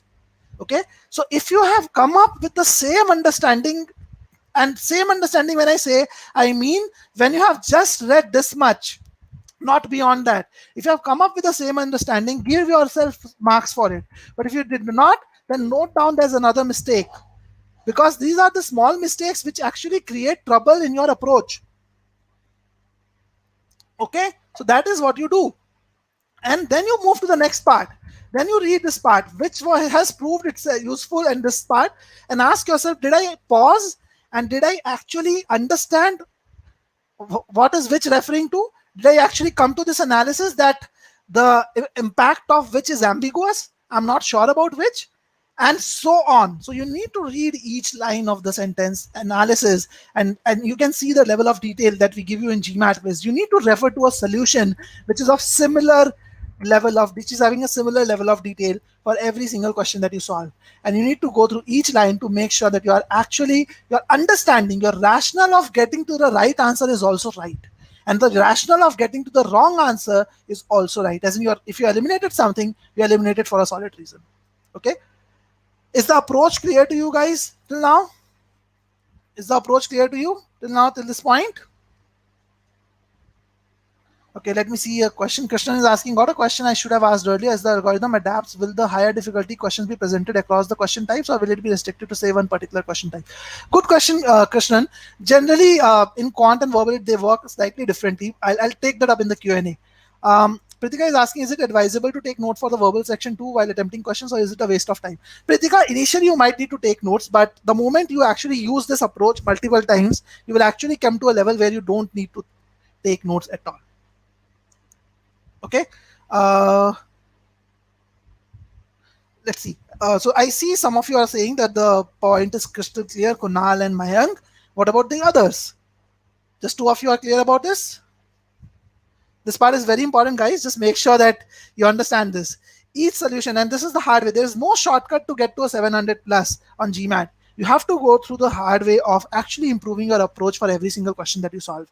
And in fact, this is something which another student of ours did. Akshat is one of our GMAT student who actually improved his score from a 650 to 730 in just about 24 days. And when I was having a discussion with him that how did you go about achieving this kind of a thing, he shared some of his insights, and I'm just going to share some of them with you. So he said that first thing that he did was he improved his understanding of the methodologies. So he went back to the drawing board. He improved his understanding of the methodologies. For example, in CR, he learned how to do the framework-driven pre-thinking. Okay, so that is what like Akshat did in CR. He actually worked on learning how to do framework-driven pre-thinking properly. So he improved on the methodologies. Then he reviewed the solutions in depth for the correct chance questions too. He did that for most of the questions that he practiced in this 24 days. And while he was doing that, He focused on identifying the patterns in the incorrect answers. That's a very important point that he made. That when I was reviewing the correct answers, what I was doing was I was making sure that I also look at the reasons why I eliminated the incorrect ones. So he used to classify them into these buckets. Is it distortion? Is it out of scope? Irrelevant? Opposite? What is the exact reason why they're incorrect? And what was my thought process when I was thinking whether it is correct or incorrect? And that is GMATWhiz course helped him a lot here, because in GMATWhiz we tell you exactly why each of the incorrect answers are wrong. So the moment you start analyzing this detail, you actually start forming a pattern. And that's when the Akshat was able to get to a level where he was able to see, okay, this choice is wrong because GMAT is trying to trick me by using this technique. Okay. And then he revisited weak areas to improve his understanding, and he believed in himself during the test. Okay, Pawan has a question. Important question for me. Was he a working professional? Yes, Pawan, he was a working professional. He is a working professional, in fact. So he was able to improve his score significantly. Okay. So again, he prepared for a longer duration, but he was able to improve from a 650 to 730 in 24 days. And the main thing that he changed was this, and he believed in himself during the test in the second attempt. In the first attempt, he was also under a lot of pressure, primarily because of a lot of factors, including a lot of hard work that he did, crammed up a lot in the first attempt. What he did was he was solving 50 questions every day before the first attempt. Another thing that he told me was in those 24 days, he solved less questions and spent more time on analyzing those questions. And that's what took him to the next level. Okay. And Pawan, you can actually watch his full interview if you want to actually see what he did. Like obviously it's a detailed interview that is there. You can actually check it out if you want to. And accordingly, you can understand more about what he did in those 24 days. Okay. So if you have to take out some pointers from his approach also, and you can see that this is one thing which is very, very important. This is another thing which is very important. This is another thing which is very important. Just make sure you are doing that. Okay. So this is what will help you to improve your score as well. So let's now talk about how do you go about creating a study plan to reach a 700 plus kind of a score. How can you do that?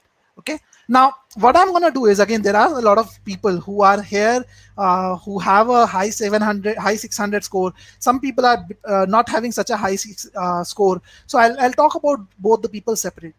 So if you are someone who is already scoring 670 or more in your mock test, okay, in order to get the right strategy, again, I've talked about the approach part, that, okay, how do you improve? The core is going to be revolving around the approach. But how do you plan your prep? How do you structure your prep? When do you do what? All that depends on a lot of factors for you. Someone who is at a 670 or more, I'm iterating again. What are the factors? One factor is how much time is available with you every day to study. How much time is available before you're taking the GMAT? What is your target score? What are the resources that you have utilized? Like, how have you studied till now? What are your strengths and weaknesses? What are the methods that you use today? And what is your learning style? Okay, now I'm not going to go into depth of each of them, but these are 6 main factors that I generally talk about when I speak to students who have a 670 or more, because all these factors are very important for me to tell you the right strategy in how you can actually approach your prep. How can you plan your prep? Now, obviously, if I talk about all these things right now, we're going to spend probably another hour and a half, but we'll still not be able to do it. And these are personal questions. There are so many different cases that exist. So what I would recommend to do is, if you want to discuss this with me, it is better to get on a one-on-one call. You can schedule a one-on-one call, and this call is going to be free of charge. We don't charge anything for a free consultation. So you can schedule a one-on-one call with me using this link. I'm going to share this link in the chat, and I'm going to just make it live. So those of you who want to discuss, who are at the level of 670 or more, and even if you are not at a 670 or more, you can still connect with me. But for those who are at a score of 670 or more, you definitely need to discuss that with me one-on-one, because I'll be able to give you a much better response in that case. I'll be able to guide you much better how to plan your studies. Okay, so I'll take a few questions. Alberto is asking, what if I am starting from 550? Alberto, don't worry, I'm going to talk about that also in the next 2 minutes. Any study plan, Piyush, for folks who have just begun their prep? Someone like me, please do shed some light on this during Q&A.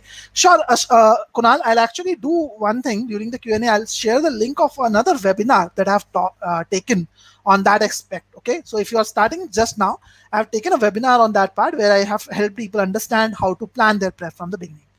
Okay, Mayank is asking any GMATWhiz course which offers only verbal questions practice. So Mayank, I'll talk about GMATWhiz courses. We have a lot of options which are there. We have online courses, we have live courses, we have private tutoring, and a lot of other options are there. So you can visit GMATWhiz, you can speak with me about your requirements, and I'm going to talk about it a little in a while. Okay, so let's quickly look at the approach for people who may not be at a 670 or more, but they are around that 600 650 mark or around 580 590 mark also, but mostly people who have prepared for quite some time. So what you need to do is you need to approach different sections differently, and right now I'm talking about how to create a study plan. Okay, the main thing that you need to focus on is the approach part, the skill building part, the methodology part. But how do you put it in a form of a study plan is what I'm going to talk about right now. Okay, and this is, as I said, for those people who are planning to who are basically at a level of 600, 650, and who have already prepared for quite some time. So what you need to do is in verbal, you need to do one module at a time. And when I say module, I mean SC, CR, and RC. Those are modules for me. In verbal, you should go module wise. In quant, on the other hand, you should do topic wise. Topic in quant is prime numbers, functions, circles, profit and loss, etc. Don't do quant module wise. Don't do algebra, number properties, and so on. Do topic wise. Okay. And what you need to do is you need to identify whether you need to work on concepts and or application. So if you have conceptual gaps, you will definitely also have application gaps. But there are cases possible in which you don't have any concept gaps, you have only application gaps. Okay. So what you need to do is you need to first identify, let's say if you're taking any module, let's say you're taking SC, you need to identify in which topics in SC you have conceptual gaps. So in any topic where your score is less than 60% or percentile based on your weighted accuracy, again, that's a difficult term to understand, but if you're a GMATWhiz student, we give you that on the dashboard itself. So if you have less than 60% score in a particular topic, you have conceptual gaps in that topic. But if your score is between 60 to 85%, that means you only have application gaps. The concepts are sound. It is only the application which is troubling you. Okay, so Shakshi, I'll answer your question. The frequency of tests comes later. First thing is you need to fix these problems, and then only you should take up tests. And your mock test ideally should be towards the your GMAT, close to your GMAT, actual GMAT, and you should be taking one in 4 to 7 days, again depending on what is your current performance level. Okay, so yeah, so coming back to this, so topic wise, you should understand whether you have conceptual gaps or application gaps. Now I'll talk about verbal and quant separately because a slight bit of difference exists between the two. So what you do is first you start with taking a module wise test for SC, CR, and RC. Or if you have a GMAT attempt and you have your ESR, just look at the scores which are there. Have a benchmark of 70 percentile. Okay. So in this benchmark of 70 percentile, try to create two groups. One is less than 700. The other group is more than 700. Okay. Create these two groups. So identify which modules are in group 1 and which modules for you are in group 2. So every student is different. Every student may have different strengths and weaknesses. Just make sure that it's basically you have understood, you have identified the modules into, categorize the modules into these two groups. Okay. So let's take an example. Let's say you take this test, a sectional test, or you have the ESR and you identify that SC is at 80 percentile, CR is at 30, and RC is at 50 percentile. Okay. So if you see SC is in your strong area and CR and RC are in your weak areas. So while creating your study plan or planner, you need to tackle your weak areas first. So first work on CR, then work on RC, and the third priority should be SC. That is how you should plan your prep for verbal. Okay, and right now you're focusing on this particular planning part, and you have to do one module at a time. You're focusing on improving your understanding for each of these areas. Okay, so let's do the next step. Now first you are taking up the weak area. So what you should do in the weak area, First thing that you need to do is take another sectional test, take up about 20-30 questions only from that particular module. So for example, if SC is in your CR is in your weak area, take about 20-30 questions from CR only and solve it across difficulty levels. Okay. After that, identify filter topics where your score is less than 60%. Identify in which topics you have less than 60% score. Asim, the time on each module depends on whether it is a strong or weak area. I'm going to talk about the time part also. Don't worry about it. I have that covered. Okay. So identify which topics you have less than 60% score on, because in those topics you are weak in concepts. And if you have some module in your weak area, there are chances that you're conceptually weak in that area. So identify in which topics you have less than 60% score and work on building the conceptual knowledge also. So revise the concepts for those areas and then practice questions to solidify understanding. Now, how do you identify these conceptual gaps? So if you're a GMATWhiz student, you will have a lot of access to a lot of data. We have a detailed dashboard here. We give you data for every module. So if you see this module is number properties, there is no weakness that exists for this student. In algebra, this is the weak area that the student has. In word problems, this is the weak areas. In geometry, these are the weak areas. So accordingly, we actually share all these details in our dashboard itself. So if you're a GMAT student, it makes your life very, very easy. You don't need to worry about it. And if you want more details, you can click on show more, which is there on the bottom. It will even tell you what is your accuracy across difficulty level of questions for each of the topics. Okay, so you can use a similar kind of a thing if you have any other resource that gives you access to this. Just make sure you identify your gaps and you basically work on those conceptual gaps first. Okay, so Raj says, where are the modules on GMATWhiz? Yes, Raj, those modules are on GMATWhiz. You can get these modules very easily on GMATWhiz platform. Now, how much time are you required to spend on your weak areas? So if there is one module in your weak area, you would need to spend about 30 to 40%. 30 to 40 hours, sorry. If you have less than 70 percentile and you are targeting, let's say, 85 or 90 percentile score in your weak area, depending on how weak you are or how strong you are, you would take about 30 to 40 hours of time to improve. And just by working on your weak area, you should be able to see an improvement of about 4 points on the minimum in your verbal score. Okay, and that should push your GMAT score, entire GMAT score, by up to 30 points. Okay, so this is how you work on your weak areas. Now, how to work on your strong areas? Let's see. So, Shubham, this is where I'm coming to now. So, if you're just struggling with hard question, if that basically means it is your strong area, but it's still not up to the mark. There's still some problems which are there. So, in your strong areas, what you do is you need to learn the right approach for that particular module first. So, that is the first step that you do. For example, if it is SC for you, you need to ensure that you know the meaning-based approach well. So you learn the meaning-based approach first. Okay. So Ashim, when I say 30-40 hours, it is for both concept and application gaps. Okay. So first learn the meaning-based approach properly, and then master the approach on each topic. Take up one topic at a time, master the approach on each topic, ensure that you're able to apply the methodology irrespective of the topic which is there. For example, if you're using pre-thinking in CR, you should be able to pre-think the answers, whether it is assumption, evaluate, strengthen, weaken, whatever. Okay, master the approach on each topic, and then once you have mastered, take 4 to 5 sectional tests to fine-tune. And don't take 4 to 5 sectional tests back to back. Take one test, analyze your performance, see if there are any gaps that exist, review those gaps, those topics again, then take the next test, and then take the next test, and so on. And initially, don't worry about timing as much. Focus on learning the approach.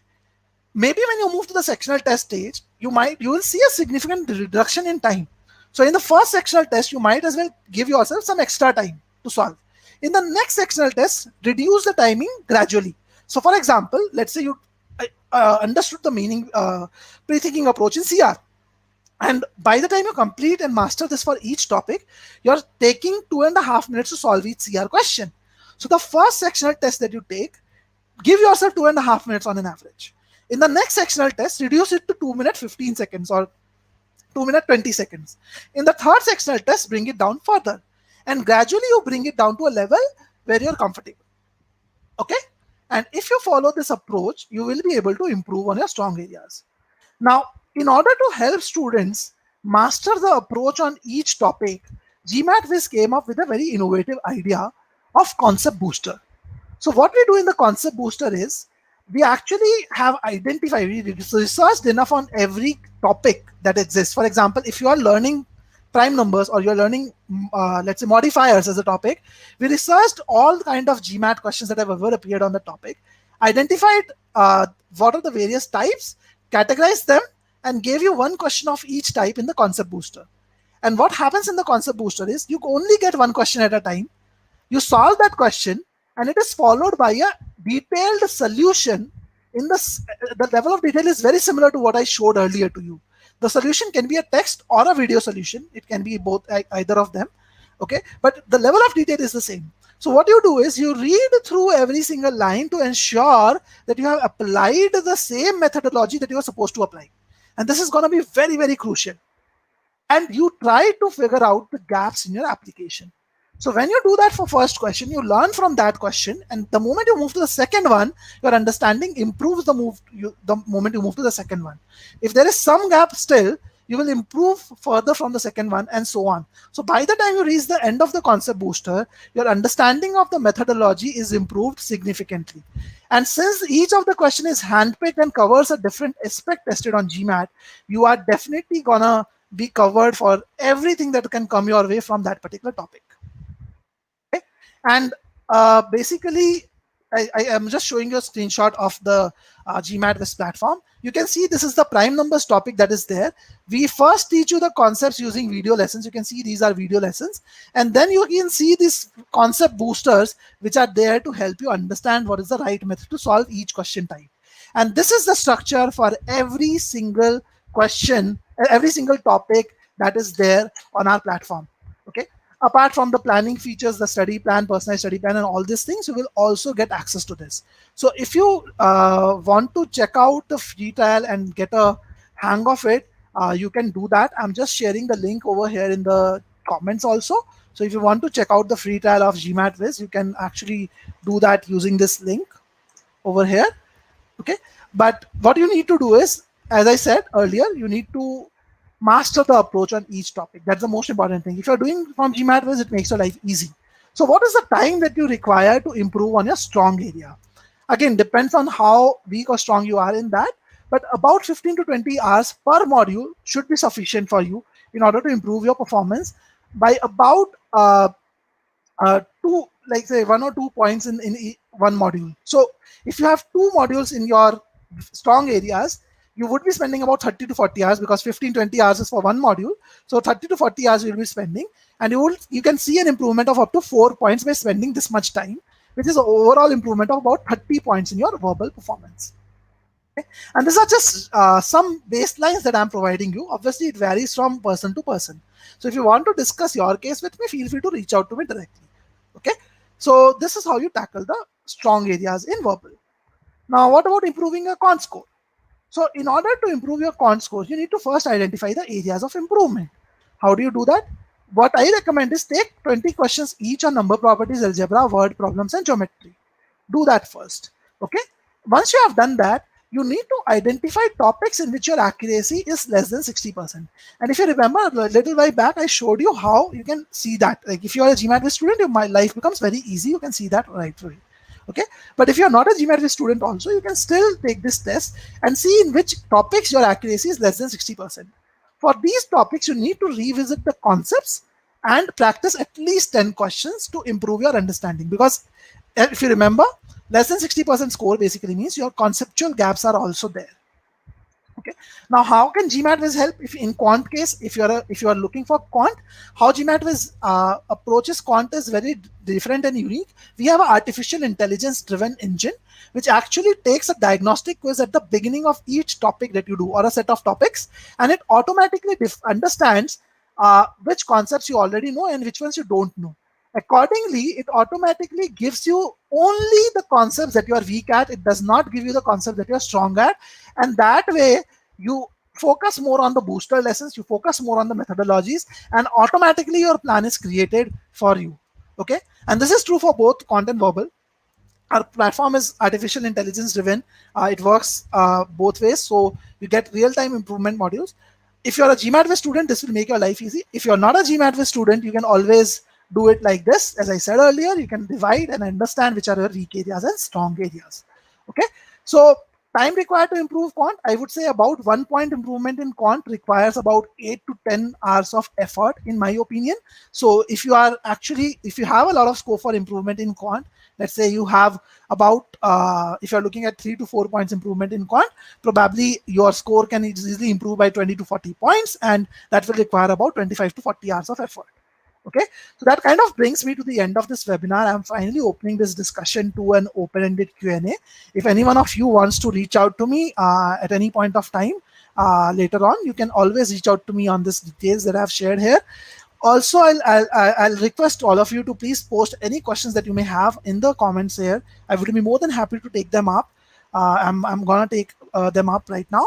And one more announcement that I would like to make actually, we are actually introducing a 8-week crash course. So people who are applying for round 1 and looking for a fast track improvement, we are offering a new kind of a service where we are offering a live online classroom with the top GMATWhiz experts, where you will get access to the entire online course, which consists of 100 plus hours of video lessons and 3000 plus practice questions, along with the AI study plan and everything.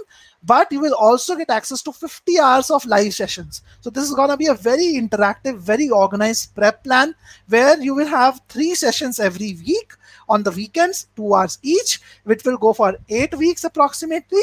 And before each session, you will be basically getting a set of prerequisites that you have to complete from the course. So you'll learn the basics and intermediate concepts from the course. And in the live sessions, you'll be working in a batch of students, a very small batch of students, with the GMATWhiz tutors who will teach you the advanced application of each of those topics. It will cover everything that is there in content verbal, and we are launching it at an introductory price of only $24,990 for Indian students and $349 for global students. And this is the course fee which is there for the first 10 students only, and the batch starts on October 3rd.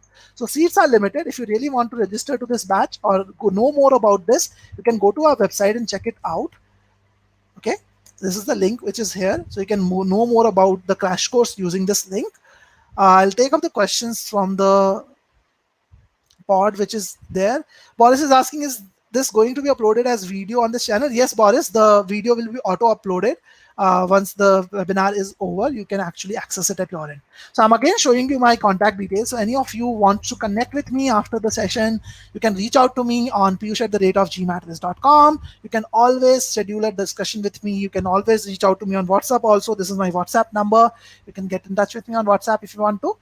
And yes, the crash course is also there. So feel free to join. A lot of people have benefited a lot from this courses. In fact, GMATWhiz has the highest average score improvement in the industry today. We offer about, like our students have gotten more than 100 point, in fact, 118 point average score improvement as of now.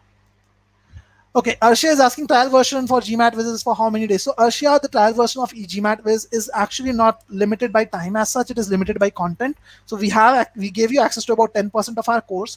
There are selected files for SC, CR, RC, Quant as well. There are some basic files. There are some intermediate. There are some advanced files also. So you can get a taste of that from the trial version. Okay, and anyone else has any questions, feel free to ask me. I'll try to recall some questions which were asked earlier, and I'll just take them up. If you want to ask any other questions, feel free to ask. And I'm just again sharing the link to schedule a call with me. If you want to schedule a call, you can use this link. And if you really like this webinar, if you benefited from this webinar, do remember to give it a thumbs up so that it reaches more people, other people who are also struggling to improve their scores. They can also get insights from this webinar. So if you like this webinar, do give it a like and subscribe to the GMAT Club channel so that you get access to more such videos. Okay, so I have a question from Vishal. In most of my tests, I get 23 to 25 questions right in verbal and a score of 600 to 70 to 700. How do I stabilize my score to 700? So Vishal, I would request you to get in touch with me, because as I said, anyone who is scoring 670 plus, there are a lot of factors that we need to consider. And I would not like to give you some random advice. Let's discuss one-on-one. Let's see what your problem areas are, so that accordingly I can advise you in the best possible way. Okay, so I will recommend you to do that. And one quick thing, one student was asking for webinar for beginners, strategy for beginners. So if you are looking for strategy for beginners, I'm just going to share a link of one of the sessions I took for that. So I have shared that in the chat here. You can actually use this. So anyone who is just starting their prep, who has just started recently or in the initial phases of their prep, you can actually use this webinar recording to access that webinar. Okay, so feel free to do that, and remember to like this webinar if you actually learn something from this. So thank you, Kunal. I'm happy that I could help. Shipra is asking, you never mentioned anything for people just starting off. So Shipra, this is the webinar link. Again, please go through the recording. It is a very detailed one. It covers everything in detail. Uh, Krishna is asking, got a question I have asked. Okay, yeah, Krishna. So taking your question up, in verbal, your performance in SC also has a like significant impact on the difficulty level of the questions in SC itself more than the overall questions. But what I understand and from my analysis is it also has an impact on overall. So it is both ways. So your performance in SC will impact your overall difficulty level also, but it will impact your difficulty level of SC questions more than the overall level. That's how I'll put it. Again, GMAT does not disclose this data, but that's what I have been able to understand from the analysis.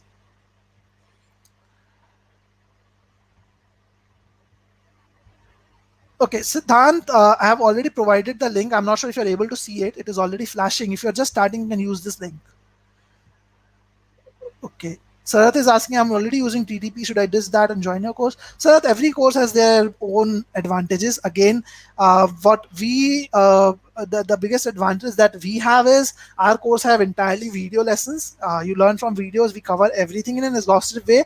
And the biggest thing is the course is an AI driven course. So we don't just give you a plain vanilla offering for everything. We personalize your learning. So if you are good in some areas, you will not be given a lot of content there. You will be taken to more difficult questions. If you are weak in some areas, you will be given more content there. So timing and your whole preparation is much more organized and effective in that way.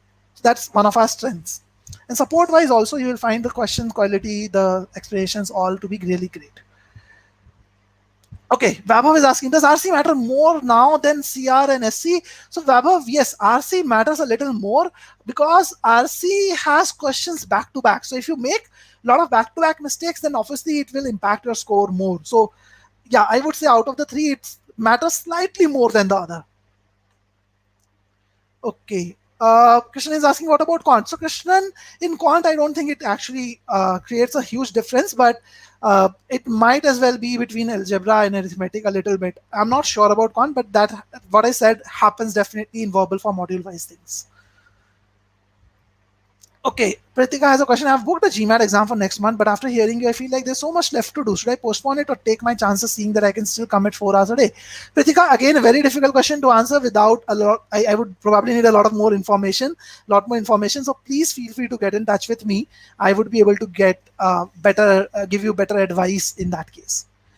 Okay, let's see if there are any other questions from anyone else. So if you have any other questions, feel free to let me know. If you don't have any other questions, please do like this webinar so that it reaches more people and it helps other people as well to get a good idea about how they should start their prep or improve their scores to 700 plus. Okay, so I don't see any other questions as of now.